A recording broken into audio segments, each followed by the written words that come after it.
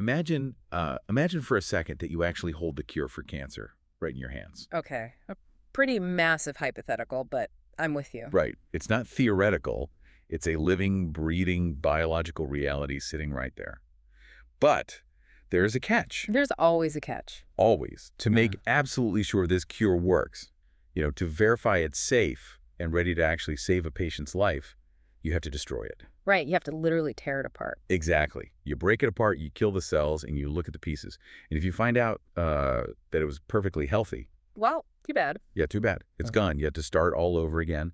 And the really tragic part is that the patient waiting for that cure, they might not have the time for you to just, whip up another batch. No, they really don't. Yeah. And that is, that's the tragic bottleneck of modern medicine right there. It is.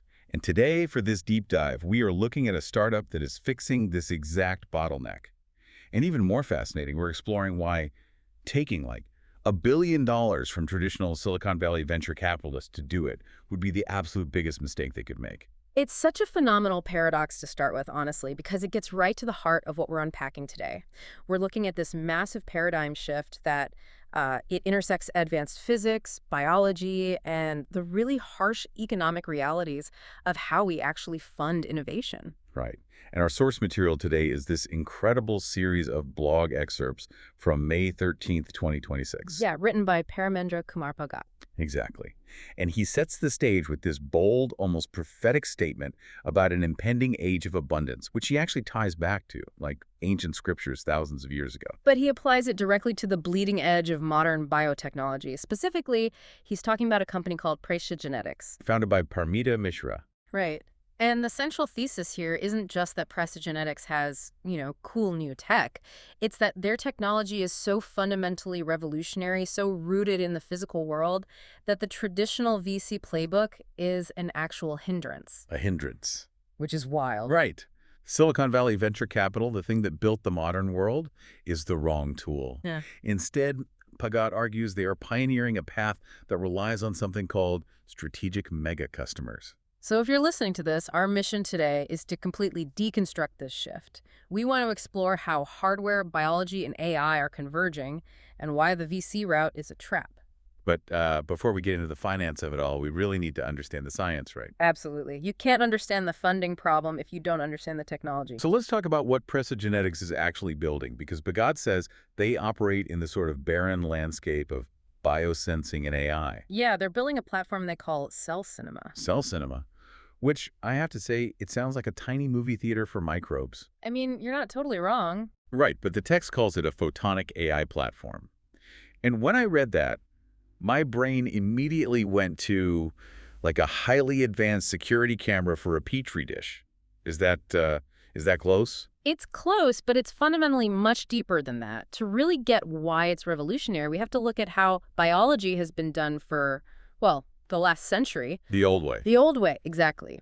Historically, if you want to know what's happening inside a cell, you have to do what the author brilliantly calls forensic snapshots. I love that phrase, forensic snapshots. Yeah. It implies, like, a microscopic crime scene. Because that's basically what it is. Let's say you want to look at a specific protein inside a cell. Cells are, for the most part, just transparent bags of water. Right, you can't just stare at them and see the chemistry happen. No, you can't. So traditional biology uses fluorescent dyes or chemical labels to make certain parts of the cell light up under a microscope. But if you're pumping a living cell full of foreign chemicals... You're changing it. Right. It's not acting naturally anymore. Exactly. It alters its natural state. It can be toxic. Yeah. And to get a really high-resolution look, you usually have to fix the cell. And fixing is just a polite scientific word for killing it, right? Oh, 100%. You kill it, you freeze it in time, break open the membrane, stain it, and then you sequence the biological corpse. So you end up with this incredibly detailed picture. But it's a picture of a dead thing. Right. You know exactly what state the cell was in at the precise millisecond you destroyed it. But you have no idea what it was doing 5 minutes before, and you definitely don't know what it was going to do next. Exactly. It's static data. It reminds me of trying to understand, like, an entire football game by only looking at a super high-res photo of the empty stadium 3 hours after the game ended. That is a brilliant analogy. You can see the scuff marks on the grass, maybe a dropped towel, and you're just meticulously reverse engineering the plays from those static clues. Yes.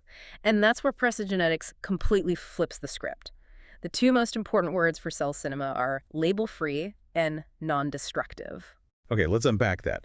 If they aren't using dyes, and they aren't killing the cell to look inside, how are they seeing anything? Are we talking about heat signatures or shadows? It's actually the fundamental physics of light. That's the photonic part. When you shine very specific wavelengths of light, photons, through a living cell, the light bends. Because it's hitting different densities inside the cell? Exactly. It scatters and changes phase depending on the exact chemical structure it's passing through. So even without dyes, a healthy cell refracts light slightly differently than a sick cell. So a cell making a therapeutic protein looks optically different than a dying cell. Precisely. It's almost like, in the summer when you look down a long, hot highway and you see those heat waves distorting the air. Yes, the mirage effect. Right, you can't see the heat, but you can see how the heat bends the light. That's a great way to visualize it. But traditionally, the problem was that these optical distortions inside a cell are incredibly subtle. Right. They're so complex and noisy that a human eye, or even a standard computer, just sees a blurry, shifting blob. And this is where the AI comes in, I assume. This is exactly where the AI comes in. PreciGenetics uses advanced artificial intelligence to interpret those subtle photonic changes in real time. Wow.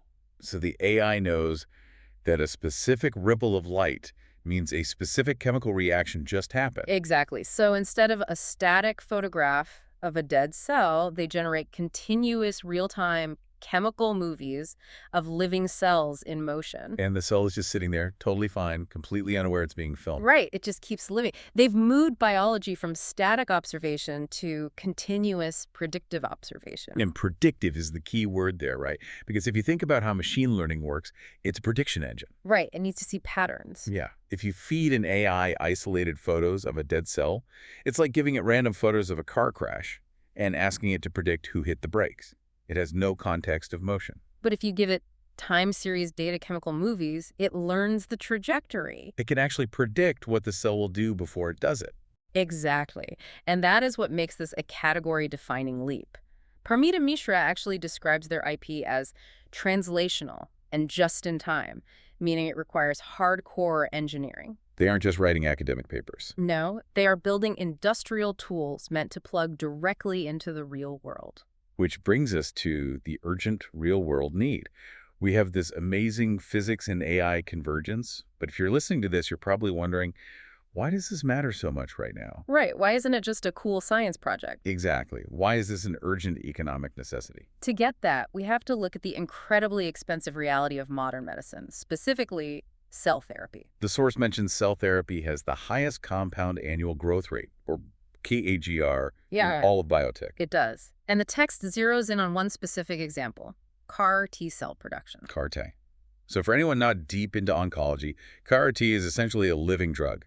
You're using the patient's own immune system to fight cancer instead of like a chemical pill. Right. It's a marvel, but it is a logistical nightmare. How so? Well, you have to extract T-cells from the patient's blood. You ship them to a specialized facility. Then scientists use a viral vector to genetically engineer those cells to attack the cancer. Okay. Then you grow those cells in a bioreactor until you have hundreds of millions of them. Finally, you freeze them, ship them back, and infuse them into the patient. It is a completely bespoke, highly personalized manufacturing process. And it's living biology, so it's super fragile. Unbelievably fragile, and the data shows the direct manufacturing, logistics, and quality control expenses for one patient's CAR-T run between $170,000 and $220,000. Just for the manufacturing. Just for that. By the time the patient actually gets the infusion, the total cost is around $500,000. $500,000 for one infusion. That's staggering. And a huge chunk of that cost comes right back to those forensic snapshots we talked about. Because of FDA quality control. Yeah. Right. Exactly. You're putting this living product into a sick patient. You have to constantly check the cells to ensure they aren't contaminated, that they took the genetic modification, that they're growing right. But to check them, you have to kill them. Right. You pull a sample from the bioreactor, kill it, dye it, and test it. Yeah. You're constantly throwing away percentages of this precious medicine just to prove it's safe. And what if the test comes back and said something went wrong? That's the real tragedy. Traditional tests take time, sometimes days. You might not realize a batch failed until the end of the process. Oh, wow. Yeah, if the cells stop growing, you have to throw the entire $500,000 batch in the trash. And the patient waiting for it. Might not survive the wait for a second attempt. So this is where cell cinema completely changes the game. It's the ultimate safety net. Exactly. If you integrate these label-free photonic sensors into the bioreactors, you're watching the cells in real time continuously, Without destroying a single cell. without touching them. So you eliminate the blind spots. If a batch starts to fail, you don't find out 2 weeks later. You find out the exact second the chemistry shifts. Or even better, the AI alerts you that it is going to fail in 48 hours unless you adjust the oxygen levels right now. You catch it before it happens. You save the batch, optimize the yield, and suddenly that $500,000 price tag drops drastically. You make these therapies scalable for the masses, not just the ultra-wealthy. But wait, let me play devil's advocate here. If I'm listening to this, I'm thinking, big pharma companies have billions in cash. They have armies of scientists. True. If failed batches are costing them hundreds of millions, why haven't Pfizer or Roche already built Cell Cinema? Why is it up to Parmeet Mishra's startup? It's the classic innovator's dilemma, and Parmeet Mishra actually calls it hardware tech debt. Tech debt. Okay, unpack that. There are massive legacy incumbents in biological imaging, mainly based in Germany, but they've spent 40 years optimizing the old paradigm. They're really good at making dyes and microscopes. Exactly. They have billions invested in supply chains for destructive microscopy. To build a photonic AI platform, they'd have to cannibalize their own highly profitable business. It's the Blockbuster and Netflix analogy. Perfect comparison. Blockbuster couldn't pivot to streaming without destroying their physical stores. These German incumbents can't pivot without throwing away their legacy hardware. Exactly. Plus, the market understanding lags way behind. Mishra points out there's only a single-digit number of professors globally who truly understand the specific niche of label-free cell biophotonics. And PreciGenetics relies heavily on them. Right. It takes a nimble startup to build something this new from scratch. Okay, so let's summarize. We have revolutionary technology. We have a massive urgent need in cell therapy. We have bloated incumbents who can't pivot. The stage is set. Right. If this was a Silicon Valley movie, this is the part where the visionary founder walks into a venture capital firm on Sand Hill Road, gives a killer pitch, and walks out with a billion-dollar check. It's the standard mythology. But Fagat's central thesis is that doing exactly that would be a catastrophic mistake for PreciGenetics. Right. He argues that traditional VC is the wrong tool, and taking that money would actually hurt them. Why is $1 billion from VC a bad thing? To understand that, you really have to look at what venture capital is actually designed to do, specifically the timelines it operates on. Right, the 10-year fund cycle. Exactly. For the last 20 years, the darling of VC has been SaaS software as a service. Companies like Slack or Zoom. Because software is cheap to scale. Yes. You hire developers, they write code. The initial cost is relatively low, and once it's written, duplicating it costs almost nothing. You just rent more server space. It's super agile. If users hate a feature on Friday, you rewrite the code and push an update on Monday. You move fast and break things. And VC financial structures rely on that rapid hypergrowth. A VC fund promises its own investors massive returns within a strict 10-year window. So they need the startup to hit a liquidity event, like an IPO or an acquisition in, what, 3 to 7 years? Exactly. They need a fast exit. They place bets on 100 software companies, expecting 90 to fail, but the 10 that succeed cover the losses in that 5-year window. Okay, so take that 5-year hypergrowth software expectation and apply it to a deep tech company like PreciGenetics. It completely breaks down. It's a structural failure. Because PreciGenetics isn't just writing code. They're building highly complex physical optical sensors. Real-world hardware. The development cycles to calibrate a photonic sensor to a living cell take years, not weeks. And the regulations. You can't just push a buggy software update to an FDA-regulated bioreactor growing a patient's CRT cells. No, you absolutely cannot move fast and break things in medical manufacturing. It's like trying to fund the construction of the Golden Gate Bridge using a corporate credit card meant for buying office supplies. I love that analogy. It's not a bad bridge, and it's not a bad credit card. But the financial instrument doesn't match the reality of the physical infrastructure. If you tried to build a suspension bridge on a 30-day billing cycle, the bank would be demanding you charge tolls on a half-built bridge just to show quarterly progress. That is exactly what happens. Fagat points out that if PreciGenetics takes standard VC, the expectations of those early investors would completely dwarf the reality of deep tech timelines. So what's the fallout? Say Parmita Mishra takes the Sandhill Road check. What happens to her company? Fagat outlines three destructive outcomes: heavy dilution, pressure for premature pivots, and forced incrementalism. Heavy dilution makes sense. The capital requirements are so high they'd have to give away huge percentages of the company just to survive the long R&D phase. Right, but the premature pivots are even worse. Imagine the VC needs to see a huge valuation bump in 18 months. But FDA approval for cell cinema takes 5 years. The board panics. They panic. They pressure the founders to act like a software company. They might force PreciGenetics to abandon this world-changing vision of revolutionizing cell therapy and instead pivot to something small and safe. Like making a desktop scanner for university labs. Exactly. Just to show revenue on a spreadsheet, they force incrementalism. But Vagat explicitly states their IP is translational and just in time. They already know the physics. They know what needs to be built. They don't need VC to help them figure out the product. They just need capital to do the hardcore engineering. Right. And equity-heavy capital that demands a 3-year exit is toxic for that. So this is the central tension we have to resolve. If VC's out, how do you fund a massively expensive hardware-heavy biology platform? This is where the source material makes a really fascinating pivot. To find the blueprint, Agat doesn't look at Silicon Valley, he looks at aerospace. The SpaceX paradigm. The ultimate case study in deep tech funding. It really is. Yeah. The text points at something that feels crazy in hindsight. Elon Musk's SpaceX had effectively zero traditional VC backers in its early days. Sandhill Road wouldn't touch it. And for the exact reasons we just talked about.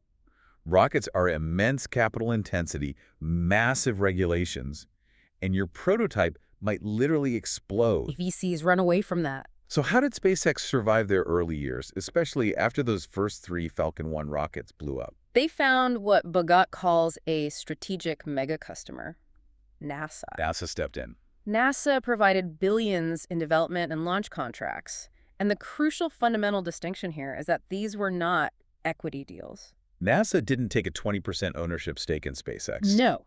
They didn't ask for a board seat. They didn't care about a 5-year IPO. They just wrote purchase orders and milestone-based payments. Because NASA had a real operational problem. The space shuttle was retiring, and they needed to get cargo to the ISS. They didn't want to own a rocket company. They just wanted a rocket that worked. Right. They cared entirely about delivery and utility.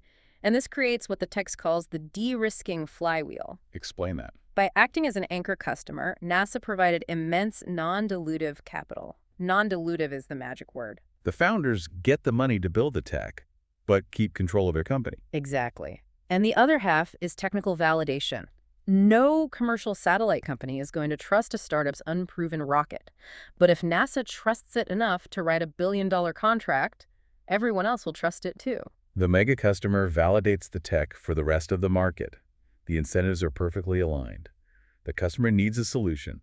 The startup needs capital. They lock arms and move forward. And this is exactly what PreciGenetics needs, the biotech equivalent of NASA. Okay, but as elegant as this SpaceX model sounds, I have a really practical question. How does a company keep the lights on? Right, payroll is a real thing. Exactly. If I'm a founder, a massive purchase order for delivery in 3 years is great, but I have to buy expensive electron microscopes and hire AI engineers today. You can't pay your rent with a promise. How does a milestone payment actually fund early R&D? To answer that, Vagat dives into the specific bureaucratic tools NASA pioneered. They created highly flexible, performance-oriented funding mechanisms to empower startups without suffocating them in red tape. So we're getting into the gears of government contracting, which sounds dry, but it's really the secret sauce. The text mentions firm fixed-price contracts. How do those work? In a firm fixed price structure, the government commits to a total locked-in dollar value for a project, like the Human Landing System contract for SpaceX, which was roughly $2.9 billion, or the ISS deorbit vehicle at $843 million. But they don't just hand over a $2.9 billion check on day one. No, and they don't withhold it all until the end either. They break it down into predefined technical milestones. So you get paid incrementally. Right. You get a huge upfront payment just for passing a rigorous design review. You get another chunk of cash when you successfully test a thruster, more when you build a prototype. It limits the government's exposure. They stop paying if you fail, but it gives the startup predictable cash flow. Yep. It's like paying a contractor to build a house. You agree on $500,000, but you pay $50K when the foundation is poured, $50K when it's framed. You only pay for the kitchen when the plumbing works. That legally locked-in contract lets the contractor go buy lumber with confidence. And importantly, if the contractor figures out a cheaper, faster way to frame the house, they still get the full milestone payment. They keep the margin. Yes. Which incentivizes innovation. And the text contrasts this heavily with the old way the government did things, cost-plus contracts. What was wrong with cost-plus? Oh, cost plus is a relic. The government used to tell a defense contractor, build us a bomber, we'll reimburse whatever you spend, plus a guaranteed 10% profit on top. Wait, if my profit is a percentage of my costs, the more I spend, the more profit I make. It's a massive perverse incentive to bloat the budget. If you figure out a cheaper way to build the bomber, your profit actually goes down. Cost plus created the $1,000 government hammer. So the milestone approach completely fixes that. But there's another tool mentioned, Space Act Agreements, or SAAs. Why were those critical? SAAs are incredible. They are unique to NASA, and they allow the agency to legally bypass strict federal acquisition regulations, or ARFAR rules. Our rules. I've heard horror stories. That's the ultimate government red tape, right? Multi-thousand-page rule books dictating what accounting software you use, where your steel comes from, endless oversight. A lean, deep tech startup would go bankrupt just trying to comply with FR rules. So an SAA lets NASA say, we don't care about your accounting software. We just want to share the risk to develop this tech. Exactly. It provided critical seed funding with way less bureaucracy during the early experimental phases. They only switched to FAR rules later when systems needed final safety certification. The text also mentions SBIR and STTR programs, which are non-dilutive seed grants, and progress payments that offer up to 100% advance funding for early work. So the tools definitely exist. They absolutely do. But PreciGenetics is building microscopic sensors, not rockets. Who is the NASA of the biomedical world? The source points to a specific, newly formed agency, ARPA-H. Right, the Advanced Research Projects Agency for Health, established in 2022 within the HHS. And its DNA is very specific. It uses a DARPA-inspired model. DARPA, the agency that basically funded the early internet and GPS. So ARPA-H is taking that aggressive, high-risk, high-reward philosophy and pointing it at human health. Exactly. And FAGOT contrasts ARPA-H with the traditional NIH, the National Institutes of Health. Because the NIH is more about incremental academic research. Right. Hypothesis-driven. You propose a narrow study, get a grant, test it, publish a paper. It's foundational science, but it's slow. ARPA-H wants massive systemic breakthroughs with a 5 to 10-year impact horizon. They want scalable solutions. And their funding mechanisms mirror NASA's. The text points to other transactions, or OTs. OTs are the biomedical equivalent of SpaceX agreements. They avoid FRR rules. But critically for biotech, OTs offer immense intellectual property flexibility. The text explicitly mentions they bypass the Bayh-Dole Act. Okay, let's translate that, because IP is life or death for a startup. What is the Bayh-Dole Act? It's a 1980 law that basically gives the federal government march-in rights or ownership claims over IP developed with federal funding. So if you take standard government money, the government could theoretically license your patents to your competitors. Yes, and if that's a possibility, no commercial giant like Pfizer will ever sign a deal with you. The IP is tainted. But other transactions let ARPA-H waive those requirements. PreciGenetics can take massive federal funding and still fully own their cell cinema IP. Which is absolutely huge. It sounds like a startup utopia. Yeah. But let me push back. Even if ARPA-H is supposed to be agile, government bureaucracy usually wins. What happens if the startup hits an engineering wall and misses a milestone? Doesn't the funding just instantly dry up? That's a real risk. But the source frames this as a crucial feature, not a flaw. ARPA-H uses highly active program managers who enforce strict fail-fast gates.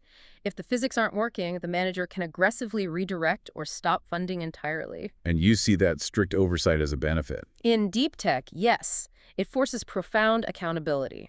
Think back to VC. One of the biggest critiques of VC is that it funds endless, zombified software pivots without ever forcing the company to prove real-world utility. VCs just want to keep the valuation inflated on paper. Exactly. But an ARPA-H program manager is usually a world-class scientist. They care about the physics, not the valuation.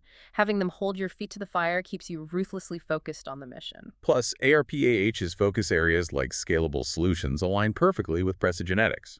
So a multi-million-dollar award from them is the ultimate de-risking event. It proves the tech works without giving away a single share of equity. But ARPA-H is just one customer. To replace VC entirely, you need a massive commercial market. And Bhagat lays out an incredibly detailed roadmap of 10 distinct customer categories that could collectively deliver over $100 million in non-dilutive funding. Let's really dive into this Rolodex because it shows the sheer scale of the biological supply chain. I think we can group them logically. Let's start with the creators. Category 1, major pharma giants like Pfizer and Merck. Yeah. And Category 6, leading cancer centers like MD Anderson. For big pharma, the primary use case is high-throughput drug screening. Right. Bhagat states real-time trajectory prediction compresses decision cycles from weeks to hours and reduces late-stage failures. How does that work in the lab? Imagine Pfizer has 10,000 experimental compounds. They want to know which one kills lung cancer. Currently, they put cancer cells in tiny wells, apply the drugs, wait weeks, kill the cells, and see what survived. Very slow. And if they move a drug forward based on that static data and it fails 5 years later in clinical trials, they lose hundreds of millions of dollars. But with cell cinema, They apply the drugs and watch the reaction in real time. The AI says, within 4 hours, drug 742 completely disrupted the cancer metabolism. They identify winners instantly. A $50 million upfront contract to integrate this tech is a rounding error compared to saving billions in failed clinical trials. and for Category 6, the cancer centers, MD Anderson is treating real patients. This touches the holy grail, precision oncology. A patient comes in with an aggressive tumor. Instead of guessing the best chemotherapy, surgeons take a biopsy and grow tiny 3D replicas of the tumor called organoids. Oh, wow. And you put the organoids into cell cinema? Yes. You test a dozen chemo cocktails on the patient's exact personalized tumor cells and watch in real time. You see which drug destroys it fastest before ever giving the patient a drop of poison. That is the true definition of the age of abundance. Okay, Group 2, the builders, Category 2, cell and gene therapy leaders like Gilead, and Category 3, global CDMOs like Lonza and Catalent. We covered cell therapy with the CRT example. Real-time QC catches batch failures early. But Category 3, the CDMOs, is fascinating. Because Big Pharma doesn't always make their own drugs. Right. CDMOs are contract development and manufacturing organizations, the giant outsourced factories. A biotech startup invents an antibody but hires Lonza to make it. Bhagat suggests PreciGenetics could be a service layer for these runs. The text mentions process analytical technology, or PT. PT is a huge FDA push. It encourages measuring quality attributes in real time during production rather than testing at the end. So if Lonza uses cell cinema, they can tell their clients, we provide AI-driven continuous monitoring at a cellular level. It becomes an unbeatable competitive advantage for the CDMO. They would happily pay tens of millions in advance to license it. Group 3, the expanding frontiers. Category 7, agri-biotech and synthetic biology. Category 9, defense and national security. Yeah. And Category 8, European ecosystems. Synthetic biology companies like Ginkgo Bioworks is vital. They're using engineered microbes to make sustainable jet fuel or alternative proteins. And they need to monitor those microbes constantly. Exactly. It's the same engineering principle. And for Category 9, defense agencies like DARPA need biothreat detection. If a novel pathogen is deployed, they need to instantly see how it attacks human cells to build countermeasures. And they love fixed-price contracts. Category 8 focuses on Europe, specifically Fraunhofer Institutes. This ties back to the German hardware tech debt. The EU has massive programs like Horizon Europe to modernize their legacy systems. They could pay PreciGenetics to upgrade Europe's infrastructure with AI. Okay, the final group, the data titans and rule makers. Category 10 is big tech, Google DeepMind, AWS Health. Category 5 is the FDA. Category 10 might be the most lucrative in the long run. Think about AI foundation models. ChatGPT trained on the entire internet. But biology doesn't have an internet of data. Exactly. Google DeepMind is starved for massive, high-quality, dynamic biological data. If PreciGenetics generates the world's first real-time data streams of living biology in motion, that data is pure gold. Tech giants will want cloud partnerships that bring in immense recurring revenue. And finally, the FDA. Why are they a customer? because the FDA standardizes manufacturing processes. If PreciGenetics proves to the FDA that real-time photonic sensing is safer and more accurate than destructive testing, the FDA might mandate it as the new industry standard. And if you become the regulatory standard, Yeah, you have an unassailable monopoly. absolutely. When you look at these 10 categories, the scale of this vision is breathtaking. Yeah. They aren't pitching an app, they're digitizing biology for the largest organizations on Earth. And it's all interconnected. An ARPA-H contract validates the platform, Pfizer buys in, CDMOs adopt it because Pfizer demands it, the FDA standardizes it, you saturate the market without ever raising a VC round. Which brings us to the grand conclusion, bringing together the photonics, the CRT costs, the VC mismatch, SpaceX, and this massive Rolodex. What is the fundamental shift here? It's beautifully simple. Capital should follow utility. The technology is too important to be constrained by artificial VC timelines. Bhagat states it perfectly. The era of cell cinema needs customers, not just investors. Because if a pharma giant hands you $50 million in advance, because they know it'll save them $1 billion, that is infinitely more validating than a VC hoping to flip your stock in 3 years. The customers' incentives are perfectly aligned with the mission. They want a permanent solution, not an exit strategy. And that gives context to Parmita Mishra's quote, "If I had $1 billion in funding today, we would take over so fast, but we will build our way to it." The strategic customer route is exactly how they build their way to it. They prove utility at every milestone, fund their massive engineering needs, and retain total control of their IP. It really makes you step back and question the whole landscape of innovation. If deep tech companies curing cancer bypass venture capital entirely, does the VC establishment have an existential crisis on its hands? It's a profound question. VC might be permanently relegated to funding software and consumer apps, while the truly civilization-altering hardware is funded by strategic government and enterprise partnerships. The power shifts away from Sandhill Road. So let's recap this massive journey for you, the listener. We started with the physics of cell cinema, moving biology from dead forensic snapshots to live chemical movies. We examine the $500,000 bottleneck in cell therapies. We broke down why 5-year VC timelines force premature pivots and dilute founders in deep tech. We looked at the NASA milestone playbook pioneered by SpaceX and how ARPA-H is using other transactions to fund biology without stealing founder IP. And we mapped out a $100 million ecosystem spanning big pharma, CDMOs, defense, and big tech, proving the capital is there if the utility is real. It's a complete roadmap for the future. It really is. But as we close this out, I want to leave you with a final provocative thread to pull on. Think about this long after the deep dive is over.